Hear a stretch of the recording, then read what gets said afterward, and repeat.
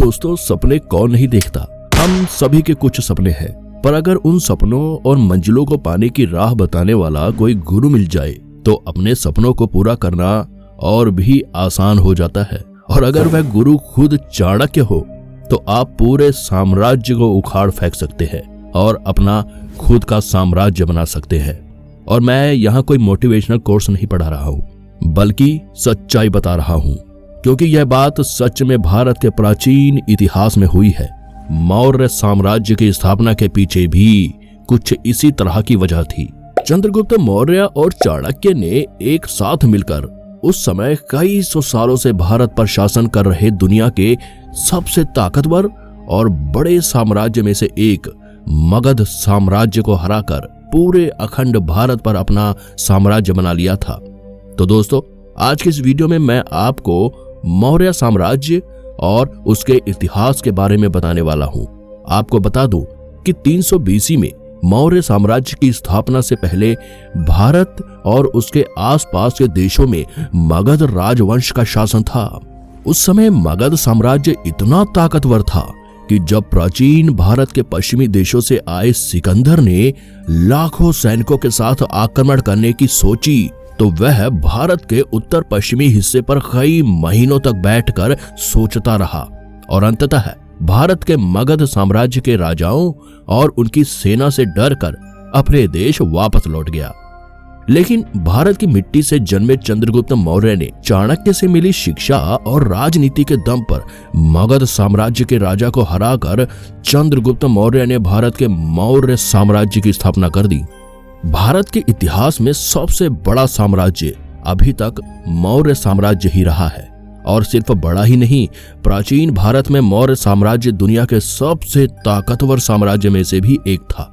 चलिए मौर्य साम्राज्य के इतिहास को थोड़ा डिटेल में समझते हैं। मौर्य साम्राज्य के बारे में सबसे ज्यादा हमें 300 BC से 150 BC के बीच लिखे गए दस्तावेजों और किताबों से पता चलता है, जिसमें कुछ मुख्य किताबें कौटिल्य का अर्थशास्त्र, मेगास्थनीज का इंडिका, विशाखादत्त का कृत मुद्रा राक्षस है। इसके अलावा बौद्ध ग्रंथ और जैन धर्म के धार्मिक दस्तावेजों में भी हमें मौर्य साम्राज्य और मौर्य साम्राज्य के राजाओं के बारे में काफी कुछ जानने को मिलता है।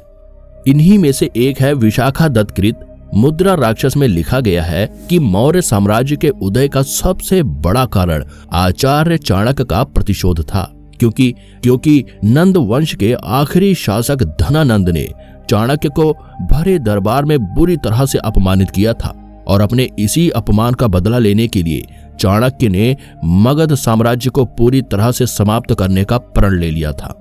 उन्हें पता था कि वह एक योद्धा तो नहीं है, वह यह खुद नहीं कर सकते, लेकिन आचार्य चाणक्य ने उस समय चंद्रगुप्त मौर्य को इस सपने को पूरा करने के लिए चुना और चंद्रगुप्त मौर्य को हर तरह की शिक्षा दी, जिसके कारण वह मगध साम्राज्य को हराकर एक नए साम्राज्य की स्थापना कर सके। इसके बाद चंद्रगुप्त मौर्य ने अपनी सेना बनाई और मगध पर आक्रमण करने की सोची। तब चंद्रगुप्त ने सबसे पहला आक्रमण मगध के पश्चिमी हिस्से पर किया, लेकिन उसमें उसकी जीत नहीं हुई, जिसके बाद उन्होंने एक नई रणनीति बनाई और दूसरे राजाओं की मदद से मगध के उत्तर पश्चिमी हिस्से पर आक्रमण किया और पंजाब का बहुत बड़ा हिस्सा जीत लिया। लेकिन मगध साम्राज्य पर सबसे बड़ा हमला चंद्रगुप्त मौर्य द्वारा 322 BC में किया गया, जब चंद्रगुप्त मौर्य ने अपने साथी राजाओं के साथ मिलकर मगध की राजधानी पाटलिपुत्र को घेर लिया, जिसके बाद मगध के राजा धनानंद और चंद्रगुप्त मौर्य के बीच एक लंबा युद्ध हुआ और चंद्रगुप्त मौर्य ने अपनी सोच बूझ से और चाणक्य नीति के बल पर प्राचीन भारत पर कई सालों से चले आ रहे मगध साम्राज्य को तहस नहस कर मगध साम्राज्य के राजा धनानंद को हरा दिया और इस तरह चंद्रगुप्त मौर्य को मगध साम्राज्य का राजा चुना गया और मगध साम्राज्य का नाम बदलकर मौर्य साम्राज्य कर दिया गया। इसके बाद चंद्रगुप्त ने 6 लाख लोगों की सेना के साथ मिलकर मौर्य साम्राज्य की सीमाओं को और भी ज्यादा दूरियों तक फैलाया। इस दौरान उन्होंने भारत के सबसे बड़े साम्राज्य की स्थापना की और लगभग सभी राजाओं को अपने अधीन कर लिया। उस समय मौर्य साम्राज्य हिंदू कुश पर्वत से लेकर उत्तर कश्मीर, पूर्वी नेपाल, बांग्लादेश और दक्षिण में आंध्र प्रदेश, कर्नाटक, पश्चिमी सौराष्ट्र तक फैल चुका था। चंद्रगुप्त मौर्य और सेक्युलस निकेटर के बीच युद्ध। चंद्रगुप्त मौर्य और सेक्युलस के बीच हुए युद्ध को इतिहास का एक महत्वपूर्ण भाग बताया जाता है, क्योंकि सेल्यूकस सिकंदर की विशाल सेना का पूर्व सेनापति और उस समय का सीरिया का सम्राट था, जिसके पास उस समय की सबसे बड़ी सेनाओं में से एक थी। कई इतिहासकार लिखते हैं कि यह युद्ध 305 बीसी में सिंधु नदी के किनारे पर हुआ था। यह युद्ध भी काफी लंबा चला। शुरुआत में तो सेल्यूकस ने यही सोचा था कि भारत पर विजय करना काफी आसान होगा, लेकिन चंद्रगुप्त मौर्य के समय पूरे मौर्य साम्राज्य के राजाओं में एक अलग ही तरह का संगठन था, जिसके कारण भारत की एकजुटता के चलते सेल्यूकस निकेटर को चंद्रगुप्त मौर्य ने काफी आसानी से हरा दिया। जिसके बाद सेल्यूकस को अपने साम्राज्य से उस समय कांधार यानी आज का अफगानिस्तान, काबुल, बलूचिस्तान और अपने खजाने का बहुत बड़ा हिस्सा देना पड़ा। इस युद्ध के बाद सेल्यूकस चंद्रगुप्त मौर्य के इस महान और ताकतवर साम्राज्य से इतना ज्यादा प्रभावित हुआ कि उसने आगे चलकर अपनी बेटी हेलेना का विवाह भी चंद्रगुप्त मौर्य से कर दिया। जिसके बाद मौर्य साम्राज्य के यूनानियों के साथ एक पारिवारिक संबंध स्थापित हुए। पर अपने साम्राज्य पर करीब 25 सालों तक राज करने के बाद 297 बीसी में चंद्रगुप्त मौर्य ने अपने अंतिम समय में जैन धर्म की विधियों के अनुसार भोजन त्याग दिया और कुछ ही महीनों बाद उनकी मौत हो गई।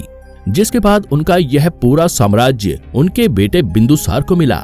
बिंदुसार भी एक सफल राजाओं में गिना जाता है, जिसके समय में मौर्य साम्राज्य की सीमाओं का काफी विस्तार हुआ और लोगों ने काफी खुशी से मौर्य साम्राज्य में अपना जीवन बिताया। इस दौरान भारत की संस्कृति में भी काफी तरक्की देखी गई और भारत में कई नई यूनिवर्सिटीज का निर्माण हुआ। बिंदुसार ने भी अपने पिता की ही तरह मौर्य साम्राज्य पर करीब 25 सालों तक शासन किया, जिसके बाद 270 बीसी में उनकी भी मौत हो गई। इसके बाद उनका उत्तराधिकारी बिंदुसार के बेटे अशोक को चुना गया और यह वही अशोक सम्राट हैं, जिसके चलते मौर्य साम्राज्य की सीमाएं अपने सबसे ज्यादा बड़े आकार पर थीं। यानी इस समय मौर्य साम्राज्य का विस्तार अपने पीक पर था। अशोक सम्राट को मौर्य साम्राज्य के सबसे ताकतवर और समझदार राजाओं में से एक माना जाता है, जिसके समय मौर्य साम्राज्य यानी पूरे अखंड भारत ने काफी ज्यादा तरक्की की। इस समय भारत की संस्कृतियों में भी काफी तरक्की देखी गई और भारत में शिक्षा पर काफी ज्यादा जोर दिया गया।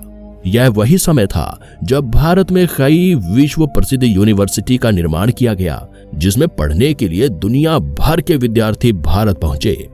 मौर्य साम्राज्य की राजधानी पाटलिपुत्र थी, जिसे आज बिहार का पटना शहर कहा जाता है। वह बात अलग है कि उस समय इस शहर की सीमाएं बहुत ही ज्यादा दूरियों तक फैली हुई थी। इसके अलावा इतने बड़े मौर्य साम्राज्य को प्रशासन के लिए 4 प्रांतों में बांटा गया था। पूर्वी भाग की राजधानी तौसाली थी और दक्षिणी भाग की स्वर्णगिरी थी। इसी प्रकार उत्तर तथा पश्चिमी भाग की राजधानी तक्षशिला और उज्जैन को बनाया गया था। इसके अलावा समापा, इशिला और कौशाम्बी नाम के शहर भी उस समय मौर्य साम्राज्य में काफी महत्वपूर्ण स्थान रखते थे। अशोक द्वारा भी मौर्य साम्राज्य को संभालने के लिए कई व्यवस्थाएं की गई थीं, जिसमें राज्य के कामों को संभालने के लिए खास प्रांतपाल कुमार चुने जाते थे, जो स्थानीय प्रांतों के शासक थे। कुमार की मदद के लिए हर प्रांत में एक मंत्री परिषद तथा महामात्य होते थे। प्रांत आगे जिलों में बटे होते थे। प्रत्येक जिला गांव के समूहों में बटा होता था और इन सभी को आदेश देने वाले और जोड़कर रखने वाले मौर्य साम्राज्य के मंत्री या फिर खुद अशोक सम्राट होते थे। अशोक सम्राट के समय मौर्य साम्राज्य के यूरोप और एशिया के राज्यों के साथ दोस्ती जैसे संबंध स्थापित हुए। इस दौरान भारत में कई प्रसिद्ध इमारतों और स्तंभों का निर्माण कराया गया। जी हाँ, अशोक स्तंभ का निर्माण भी इसी दौरान हुआ था, जो भारत के इतिहास का एक ऐसा गौरवशाली प्रतीक है कि भारत सरकार द्वारा उसे आज भी भारतीय नोटों पर छापा जाता है। अशोक के ऐसे ही कामों के कारण भारत के इतिहास में वो सबसे प्रसिद्ध सम्राटों में से एक बन गए और उन्हें महान अशोक भी कहा गया। अशोक सम्राट ने अपने पिछले राजाओं से ज्यादा करीब 41 सालों तक मौर्य साम्राज्य पर शासन किया और 232 बीसी में अशोक सम्राट का निधन हुआ। सम्राट अशोक के निधन से लगभग आधी सदी बाद महान मौर्य साम्राज्य उखड़ने लगा। 200 बीसी आते आते मौर्य साम्राज्य सिकुड़ गया। इतिहासकार बताते हैं कि इतने बड़े साम्राज्य के पतन का कारण भी उसका बड़ा आकार ही था, क्योंकि अशोक सम्राट जैसे राजा तो इस बड़े साम्राज्य को संभाल कर रख पाए, लेकिन इनके बाद जो मौर्य साम्राज्य में राजा हुए वह इतने बड़े साम्राज्य की देख रेख नहीं कर पाए। इसके अलावा उस समय राज्य की जनता द्वारा भी मौर्य साम्राज्य के दूसरे राजाओं को ज्यादा पसंद नहीं किया गया, इसीलिए उनके खिलाफ कई बड़े विद्रोह हुए जिसमें सेना का प्रयोग भी किया गया। इस तरह से मौर्य साम्राज्य का विश्वास भी लोगों के बीच कम हुआ और धीरे धीरे करके नए राजाओं ने मौर्य साम्राज्य के हिस्सों पर अपना कब्जा कर लिया और इस तरह मौर्य साम्राज्य का पतन हुआ।